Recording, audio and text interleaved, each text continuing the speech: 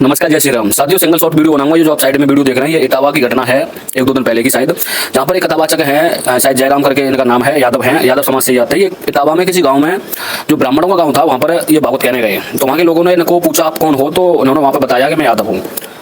तो इनकी चोटी वगैरह काट करके इनका मुंडन कर दिया। उसके बाद में इन्होंने थाने में जाकर के FIR वगैरह कराई, और जो भी कानूनी कार्रवाई है वो होनी चाहिए, और ये घटना निंदनीय है।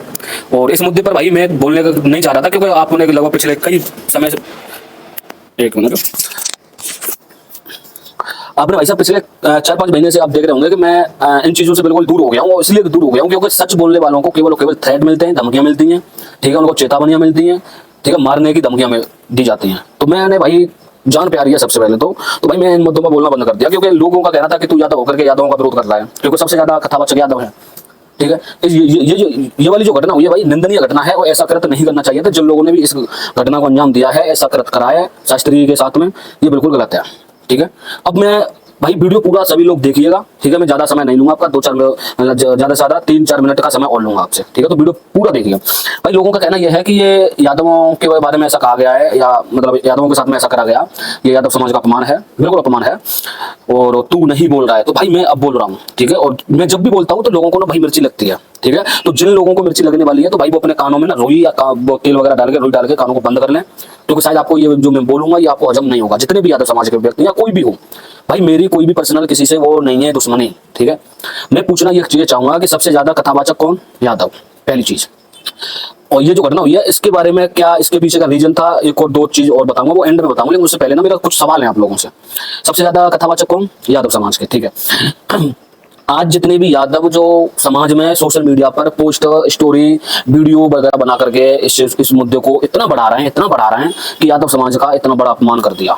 मैं पूछना सिर्फ ये चाहूंगा कि यही यादव समाज के लोग जो आज सोशल मीडिया पर इस प्रकार की गंद मचाए बैठे हैं, ठीक है भाई, कानूनी जो भी कार्रवाई होगी वो होनी चाहिए, अच्छी बात है। आप लोग डाल रहे हो, अच्छी बात है। लेकिन मेरे को एक बात बताओ, सबसे ज्यादा कथावाचक यादव, ठीक है, यादव समाज के लोग हैं।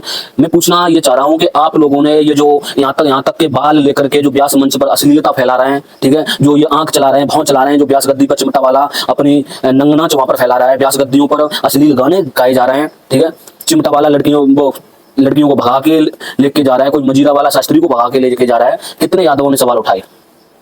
बताओ, कितने यादव समाज के लोगों ने इन चीजों पर टिप्पणियां की और ये कहा कि ये जो भागवत में ये कराया जा रहा है या ये किया जा रहा है, ये गलत है? कितने लोगों ने करा भाई? बताओ। अरे भाई करने की बात है, यहाँ तक तो भाई खुद करवा रहे हैं, बुला रहे हैं यादवों को, यादव समाज के, ठीक है भाई। मैं ये हर समाज की बात नहीं कर रहा हूँ, मैं यहाँ पे मैं यादव समाज की बात इसलिए कर रहा हूँ क्योंकि मेरे पास पर्सनली लोगों के ये कमेंट आए कि आप यादव होकर के इस पर नहीं बोल रहे हो। और मैं उनसे भी यही कहूंगा कि भाई बुरा मत मानना, जो हकीकत है मैं हकीकत ही आप लोगों के सामने दिखा रहा हूँ। कितने यादवों ने इन चीजों का विरोध करा? मैं भाई जब मैंने इन चीजों इस मुद्दे को उठाया, ठीक है, उस टाइम पे मेरे को बहुत सारी धमकियां मिली, व्यास गद्दियों से ऐसे अश्लील गाने, ठीक है। मैं पूछना चाहूंगा कौन से वेद, कौन से पुराण, कौन से अच्छे शास्त्र हैं, कौन से शास्त्र में, कौन से ऐसे ग्रंथ में ये चीज लिखी हुई है कि व्यास गद्दी पर यहाँ तक के बाल रखा करके बैठना सही है? कौन से वेद, ये चैलेंज मैं दे रहा हूँ, कौन से ग्रंथ में लिखा हुआ है कि व्यास गद्दी पर एक महिला बैठ करके कथा का वाचन कर सकती है? कौन से ग्रंथ में लगा? बताइए। कौन से ग्रंथ में ऐसा लिखा है कि व्यास गद्दी पर बैठ करके अश्लील गाने गाए जा सकते हैं? बताइए। कौन से ग्रंथ में लिखा है कि आप भगवान, हमारे जो पूजनीय भगवान हैं, जिनसे हमारी सांसों, जिनसे हमारा ये शरीर है, जिनसे ये पूरी दुनिया हमें मिली है, कौन सा ऐसा ग्रंथ है सर कि जिस ग्रंथ में ये लिखा हो कि तुम अपने भोले भंडारी और सुदामा और भगवान श्री कृष्ण का इस प्रकार से जो आप झांकी बना करके जो दिखा रहे हो, ये जो नौटंकी दिखा रहे हो, ये दिखाना सही है? कितने यादवों ने इन चीजों का विरोध करा? अरे भाई मैं तो ये और कह रहा हूँ, भागवतों में आप जाइए, यादव ही सबसे ज्यादा कथावाचक है, ठीक है, और यादव ही सबसे ज्यादा कराने वाले हैं। तो मैं पूछना ये चाह रहा हूँ आप लोगों से कि कितने ऐसे यादव समाज के लोग हैं जिन्होंने इन चीजों का विरोध करा? सुनिए, मनहारी का भेष बनाया, श्याम चूड़ी बेचने आया। कितने ऐसे लोग हैं जिन्होंने इन चीजों का विरोध करा? ऐसे भाई साहब एक नहीं हजारों ऐसे गाने हैं जो मंच पर बैठ करके, जो पवित्र व्यास मंच है, उस पर अश्लीलता दिखा रहे हैं। बताइए आप मुझे, कितने लोग हैं? अब मैं एक और यहाँ पर बात करूं, जो ये शास्त्री जी के साथ में करा गया, गलत करा गया, ठीक है, और इसकी भी निंदा करता हूँ। कानून से, यूपी पुलिस से और मुख्यमंत्री साहब से ये निवेदन करूंगा कि जो भी लोग हैं इसके पीछे, उनको सजा होनी चाहिए, जो भी संविधान के अनुसार है, ठीक है। धनपाल शास्त्री जी का आपने नाम सुना होगा, जो आज हमारे बीच नहीं है, जो शायद बहुत ही विद्वान व्यक्ति थे, ठीक है। आज उनको लोग अगर जानते हैं तो सिर्फ इसलिए जानते हैं कि उनके अंदर जो ज्ञान था, अथाह ज्ञान था, उन्होंने ज्ञान की जो बातें लोगों के सामने करी, इसलिए लोग उनको बुलाते थे भागवत कराने के लिए। उन्होंने ढोल मजीरे नहीं बजवाए, वो खुद अपना मुंडन करा कर रखते थे और उनके साथ जितने भी बजाने वाले रहते थे वो सारे के सारे मुंडन करवा कर ही बिठाते थे। ये उनका रूल था और यही शास्त्र और नियम और वेद जितने भी परंपरा है यही कहती है। ठीक है, लेकिन आज हम उस चीज को बिल्कुल भी भूल चुके हैं। भागवतों में केवल केवल नौटंकी चलाई जा रही है, कैमरामैन अपनी उसमें लगा पड़ा है। और भाई मैं देखो इन चीजों को खुल के बोलता हूँ, मैं इन चीजों को खुल के बोलता हूँ, मुझे इन चीजों का बुरा नहीं लगता है। ठीक है, लोग क्या बोलेंगे मुझे कोई फर्क नहीं पड़ता है। भागवत आज के टाइम पे भागवत नहीं रही है। भागवत केवल केवल नौटंकी, रंगशाला और सबसे ज्यादा वहां पर सबसे ज्यादा अगर कहूँ तो वहां पर जो छनरापन होता है वो किया जा रहा है। लोगों को बुरा लगेगा, लगता है लगने देता हूँ, लगता है भाई लगने दो। ठीक है, लेकिन आप लोग मुझे बताइए मुझे वो आज सबसे ज्यादा भागवतों में क्या चीज चलाई जा रही है। ये जितने भी कथावाचक आजकल जो नए नए घूम रहे हैं इतने बड़े बड़े बाल लेकर के, ठीक है, मेकअप करके जो लड़कियां व्यास गद्दी पर बैठ रही हैं, कितने यादवों ने सवाल कराया कि श्रीमद् भगवद गीता के 11 श्लोकों को सुनाओ। श्रीमद् भगवद गीता में कितने श्लोक हैं? कितने यादवों ने पूछा शास्त्रियों से? नहीं पूछा। क्यों नहीं पूछ रहे भाई? ऐसा भी हो सकता है कि उन्होंने कोई कुछ पूछा हो शास्त्री जी से ना आया हो। ऐसा भी हो सकता है कि शास्त्री जी ने वहां कोई गलत काम करा हो। ऐसा भी हो सकता है। ऐसा भी हो सकता है कि भाई शास्त्री जी के भले बाल बड़े बड़े हों। मैं ये नहीं कह रहा हूँ कि शास्त्री जी की गलती है, मैं नहीं कह रहा हूँ भाई शास्त्री जी की गलती है, लेकिन मैं इस बात पर आपका ध्यान केंद्रित करना चाह रहा हूँ कि जो आपने ये मुद्दा उठाया बहुत बढ़िया उठाया और उठाना भी चाहिए था, लेकिन आप लोग वहां क्यों नहीं बोलते जहाँ हमारे सनातन धर्म को ये हमारे ही यादव समाज के ये शास्त्री लोग व्यासपीठ पर बैठ करके और मजाक बना के रख दिया है। कितने यादव समाज के लोग हैं जिन्होंने सब भागवतों में राजनीतिक पार्टी के गाने, एक पार्टी के राजनीतिक प्रॉपर एक पार्टी के गानों को इस प्रकार से गाया जाता है, कितने यादवों ने विरोध करा। खूब नाचते हैं भाई, डट के नाचते हैं। तो ये आपको लगता है कि ये धर्म है?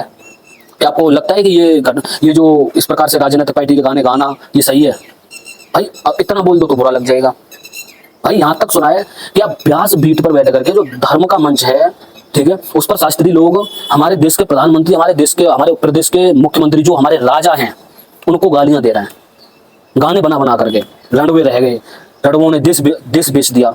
अबे तुम लोगों को अगर मैं तो भाई चैलेंज दे रहा हूँ, तो ये जितने भी ऐसे जो आजकल के नए नए घूम रहे हैं ना, मैं तुम्हें चैलेंज दे रहा हूँ। तुम भाई ज्ञान होगा अच्छी बात है, आपके गुरु बढ़िया होंगे, आपने बहुत ज्ञान अर्जित करा होगा, लेकिन मैं ये तुम्हें चैलेंज कर रहा हूँ कि तुम जिस प्रकार से व्यासपीठ पर बैठे हुए नालायक लोग, तुम बैठने के लायक नहीं हो।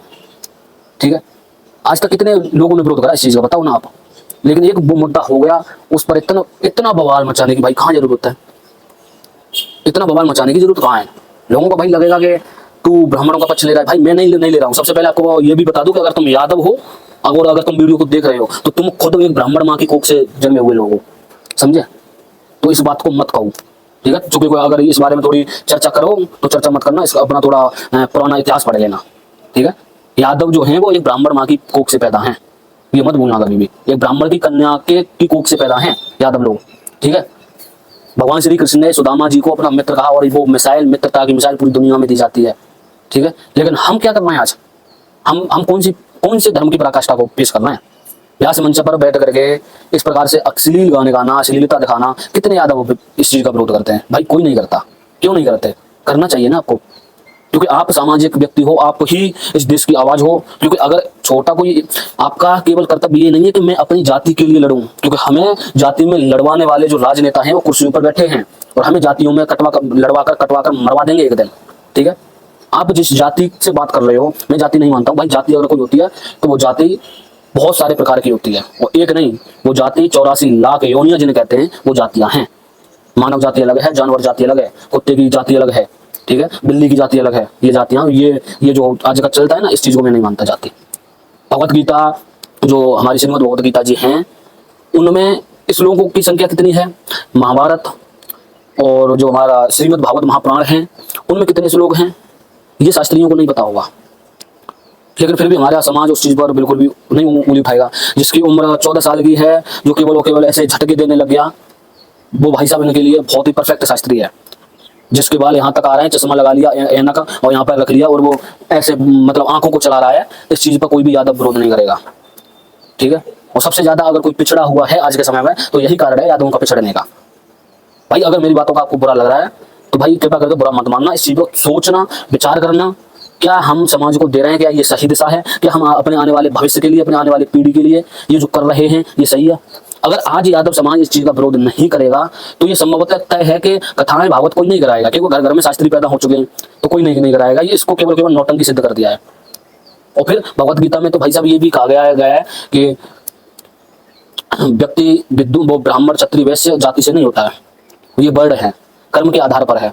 तो सबसे पहले तो वो जो ब्राह्मण हैं उनकी सबसे बड़ी बेवकूफ़ी है, क्योंकि जाति से उन्होंने अपने आप को ब्राह्मण कह दिया और हमने अपने आप को यादव जाति से कह दिया। लेकिन जो जिसके पास ज्ञान है वो भाई ब्राह्मण है, जिसके पास शक्ति है वो क्षत्रिय है, जो इस देश की इकोनॉमी को बढ़ा रहा है वो वैश्य है, और जो इस देश के जो आर्थिक हालात हैं उन पर चर्चा कर रहा है, उन पर शोध कर रहा है, उन पर काम कर रहा है, वो शूद्र है।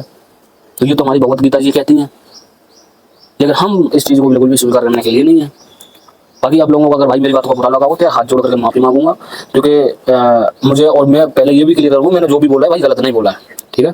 मैंने इस मुद्दे को 2024 में उठाना प्रारंभ किया और शायद 2025 आते आते मैंने इन चीज़ों को बोलना भी, इन चीज़ों को ऊपर बंद कर दिया। उसका रीजन यही था कि भाई मेरे को धमकियाँ मिली, सच बोला तो धमकियाँ मिली, और आज भी वही सच बोला है जो मैंने आज से 5-6 महीने पहले बोलता था, आज भी वही सच बोला है और अपने सच से मुकरता नहीं है। तो वही सच बोला है, वही सच बोलता रहूँगा, ठीक है। जब मैंने इस मुद्दे को उठाया तो भाई धमकियाँ मिली, थ्रेट मिले, लोगों को एक जान से मारने की धमकियाँ आई।